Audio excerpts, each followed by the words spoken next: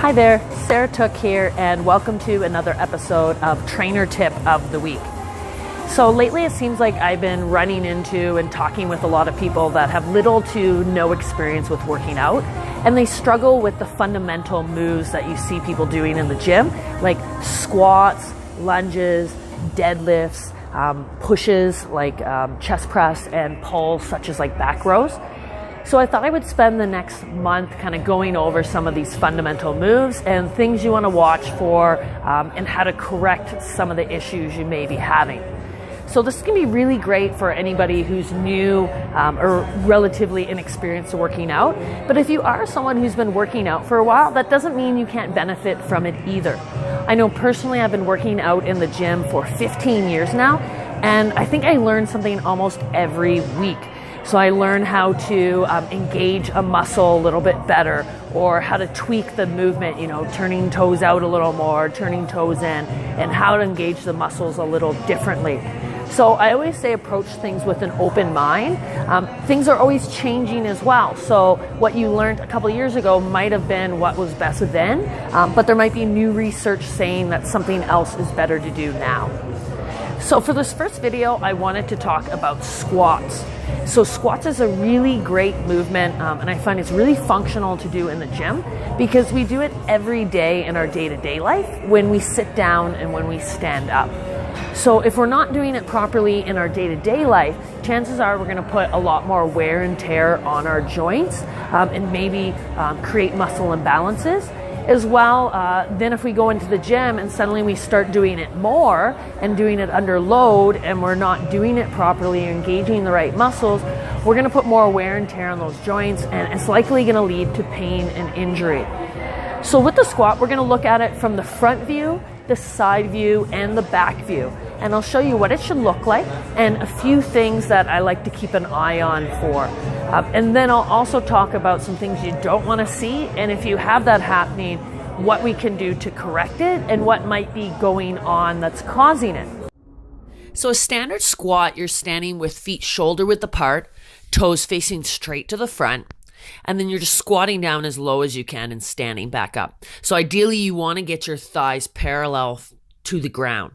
From the front here, what I like to look for is how are the knees tracking, so they should be straight up over the toes. I also like to see what's happening in the feet. It shouldn't look like you're collapsing in your arches or at your ankle. From the side, I'll watch how far forward that the knees go forward. So when we're squatting, you're trying to stay relatively vertical in your torso. You'll notice that at the bottom, my torso is perpendicular to my shins. So in order to be able to balance, you're going to have to let the knees go forward a little bit. But you don't really want to see them go in front of your toes. The weight should be about 60% in your heels and 40% in your toes. Now from the back, what I'll look for is if I had an imaginary line kind of going up the center of my body, I want to see that as I'm squatting, my bum cheeks kind of on each side of that line. So we're looking for if you're shifting your weight to one side. That can be done because you have mobility issues in one side, or maybe you're lacking strength in one side, so you're trying to compensate with the other. Now from the front, things we tend to see is that the knees will either drop in, which can be a sign that you're weak in your glute medius or tight in your adductors, or you see the knees go way out. Now, if the knees go way out, the tendency is the feet turn out, which tends to be that you're tight in the lateral rotators in your hips, and that's pulling your feet out. The other thing I look for is what's happening at the ankle and in the foot. You don't want to see that you're losing the arch in your foot and collapsing at your ankles. From the side, I'll watch how far forward are the knees going. So I was saying in order to balance and stay relatively upright in the torso, the knees have to go forward a bit, but you shouldn't see them going over the toes. A lot of people, if the knees are going forward a lot, they don't have a lot of ankle flexibility, so the heels are going to lift. The other thing I'll see is people that perform more of a deadlift motion. So they don't allow those knees to go forward at all and stick the bum back. And you see that you have to tip over excessively in the torso. The last thing I'll look for is, do you hunch over in the lower or in the upper body? So you see, as I'm squatting down, I'm kind of rounding over in the torso. So that can be a sign of glute weakness or tight in like your hip flexors. Lastly, from the back, this is what you'd see if you're having a weight shift. So that line, if it's down the center of my body, you see more of my bum is on the right side. So I'm shifting my weight to the right. So some different things I like to do. If the knees are going in, I like to put a band around the thighs. This makes you push your knees out. Sometimes it can help just to cue clients to think about trying to turn their feet out as they're squatting down without letting the toes turn out. You just want to kind of like wind up and get that tissue working along the outside of your hips. Now, if I have someone who is collapsing in the ankles or in the arches of their feet, I like to stick pens under the arches of their feet like so.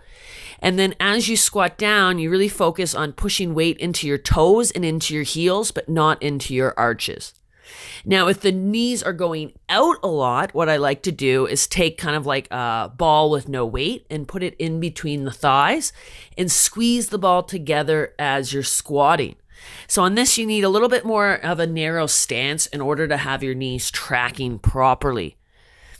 Now from the side, and it doesn't even matter from the side, I like to get everybody doing squats onto a box like so. It just gives you a little target on how low you're trying to go, and it just helps me do my squats to the best of my ability. So you'll notice here, I'm just focusing on kind of sitting down and standing up, making sure the knees don't go too far forward and I'm not tipping over too much in the waist. So if you find you still can't really squat really low, that could be that you're really limited with your ankle flexibility. You might have tight calves. So try elevating your heels. If you notice just adding this allows you to squat a lot lower, then you probably need to roll out your calves and work on your ankle flexibility. Lastly, if you have a hard time standing up, I like to have an object out in front like this, and you see that it helps me extend through that middle of the back and stay more upright in the torso.